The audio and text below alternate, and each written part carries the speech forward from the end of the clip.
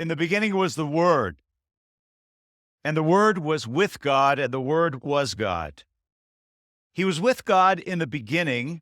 Through him all things were made. Without him nothing was made that has been made. In him was life, and that life was the light of men. The light shines in the darkness, but the darkness has not understood it. There came a man who was sent from God. His name was John. He came to bear witness to the light, so that through him all men might believe. He himself was not the light. He came only as a witness to the light. The true light that gives life to every man was coming into the world. He was in the world, and the world did not recognize him. He came to that which was his own, but his own did not receive him. Yet to all who received him, to those who believed in his name, he gave the right to become children of God, children born not of natural descent, nor of human decision or a husband's will, but born of God. The Word became flesh and made his dwelling among us. We have seen his glory, the glory of the one and only who came from the Father, full of grace and truth. This is a lovely service today, but my day peaked earlier. At the last service, my grandson was baby Jesus. And Henry filled the role to a T, and it just, seemed right, I guess. We're here this evening because the Word, the infinite Logos who created the starry heavens above us, at a point in time became flesh inside dimpled baby skin. In the words of Eugene Peterson, God moved into the neighborhood. Years ago, it was during this time of the Christmas season, I went on a mission trip with a group of other people, and we crossed the border down into Tijuana, Mexico.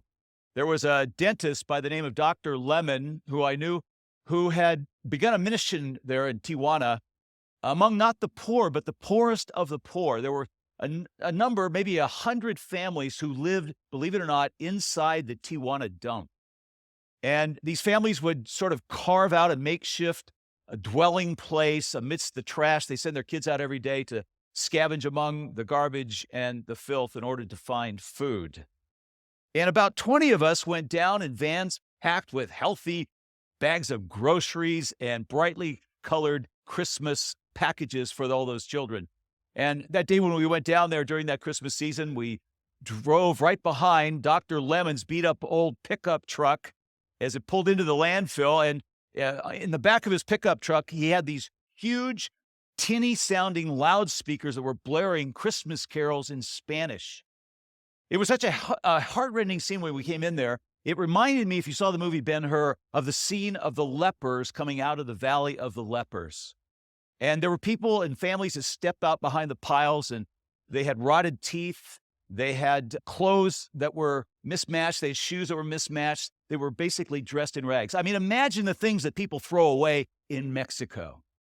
And we were there, and we were among those people. And as we were there, we began to play that music, and the people would begin unselfconsciously to clap their hands and to celebrate Christmas. And you could see those ghastly teeth that Dr. Lemon had dedicated his life to trying to fix, along with delivering their babies and stitching up their wounds, as well as telling them about a God who too so loved us that he was born in a place where no human should have to live. And that day we believe it or not, we washed all the kids in disinfectant, which they hated, but we gave them Christmas gifts, which they really loved.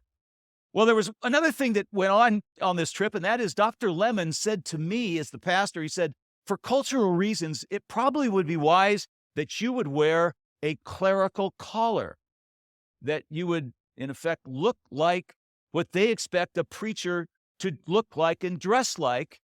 And so I put on the collar and the black shirt of a Roman Catholic priest. And as I wore it, it really worked well. I had instant rapport with the people. They understood exactly. The only problem was when I came back across the border later that day, the American Border Patrol looked at me and they thought, that is the dumbest drug dealer we have ever seen in our life. And they stripped my car. Frankly, they stripped me as well, looking for drugs, they thought. But it worked really beautifully there. And as I was there was a man who lived there who smiled at me and he motioned me to follow him. And so I followed this man through the piles, through the stink and all the rest. And he led me to a plywood lean-to that he had made as his home. And for doors on either end, there were dirty blankets.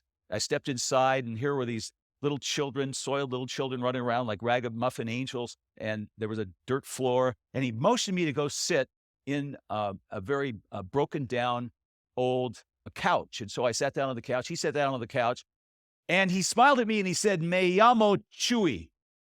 Now, if you know Spanish well enough, you know Chuy is the nickname for the more formal name, Jesus, the name Jesus.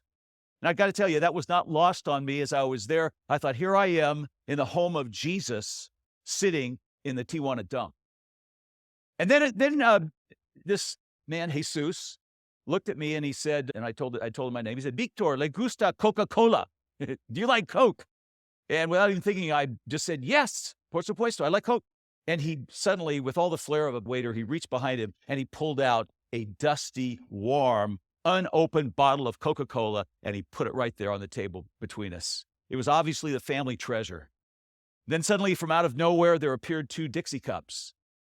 And where those Dixie cups had come from, I did not want to know. Well, I got to tell you, I will never forget that incredible experience I had sharing a warm Coke with Jesus in the Tijuana dump. Tonight, long ago, Jesus was born in a place like that. A stinky place so filled with bacteria. It was an animal barn. It was a place you could find in the dark if you were downwind. Apparently, there was no sterile way for God to reach us in our lostness. And so the Word became flesh and dwelt among us. There were other words that John had in his Greek lexicon he could have chosen. He could have said, the Word became human, anthropos. He could have said the Word became man, aner. But what he chose was the grittiest and the grimiest, the Tijuana dumpiest word he could find. The Word became flesh. God became vulnerable. How do you understand a God who becomes fragile and breakable? Jesus' ministry only lasted 3 years and ended with his violent death. His friends were unreliable, and one of them betrayed him, another one denied him, and all of them abandoned him as he died a shameful death on a human cross. God became somebody whom we could hurt. Why? Well, because relationships only happen through vulnerability. It's like God is a persistent lover who just won't leave us alone, who won't take no for an answer. And sure enough, here he comes again tonight. And he comes to us in a way that's kind of embarrassing because he loses all his dignity as he comes crawling on his hands and knees like a baby.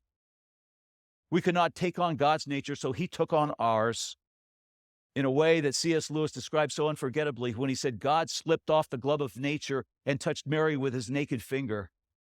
And the Word became flesh and dwelt among us.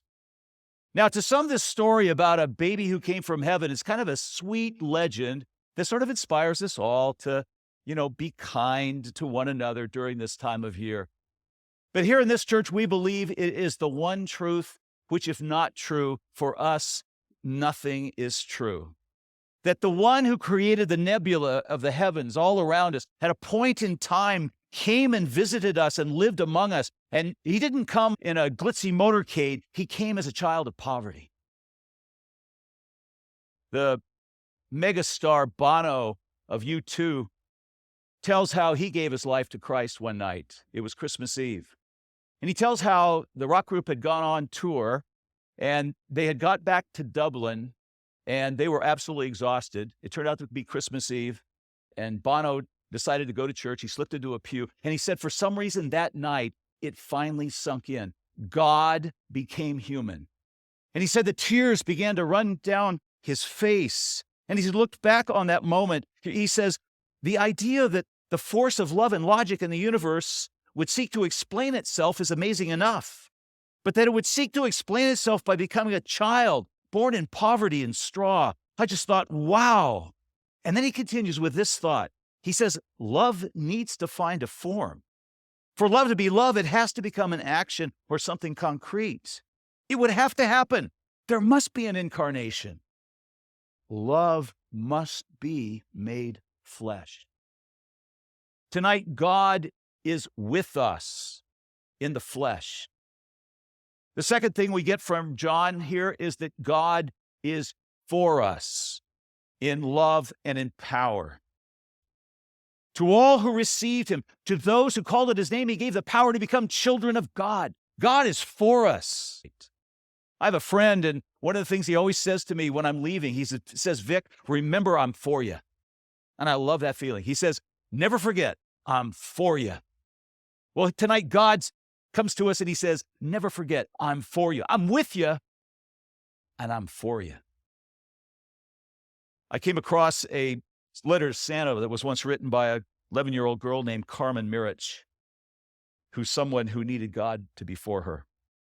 She said, Dear Santa, my mother has AIDS and is sometimes very sick. I'm very concerned about her, but I'm also concerned about myself. I ask myself every day, who will take care of me once she has gone to heaven? Santa, all I want for Christmas is a caring, loving family. I'm 11 years old. I'm a girl. I know it's hard to find a family for a big girl like me. If I were a baby, it might be easier. I'm funny. I'm smart. I get good grades. I love math. Not too crazy about reading. I have very fair skin. I have blue eyes. Santa, I want to be a vet when I grow up. All I want for Christmas is a loving family. Thank you, Carmen Mirich. The Word became flesh to be for someone like Carmen Mirich and millions like her around the world. And God has created a flesh and blood family. To all who believed in him and called on his name, he gave them power to become children of God. That includes us tonight. It includes Carmen. It includes people all around the world. God is for us in love. God is with us in flesh. And then the third thing this text tells us is God is in us as light. It says the true light that enlightens every man was coming into the world, and it says he dwelt among us. The word dwelt literally means tented. What John is saying here is when I saw this tent of flesh named Jesus, I saw the glory of God shining through. I don't know if you've ever been in a campground at night, and as you walk among the tents, sometimes there's a lantern inside each of the tents, and they're glowing through the fabric of the tent. That's you and me tonight. That we are, it says in John, he says, his life was the light of men. You and I have within us the glory of God, and we can leave here tonight as a dancing flame on the candle of God's faithfulness in our life. You know, the church doesn't usually meet at night like this.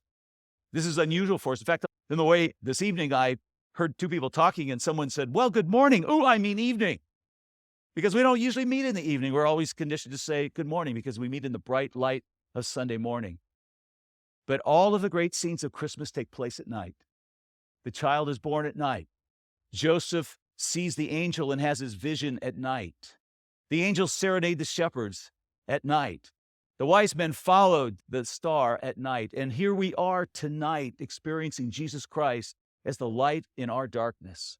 And friends, that's why we celebrate Christmas on December 25th. Even though all the evidence that we have goes against Jesus being born on December 25th.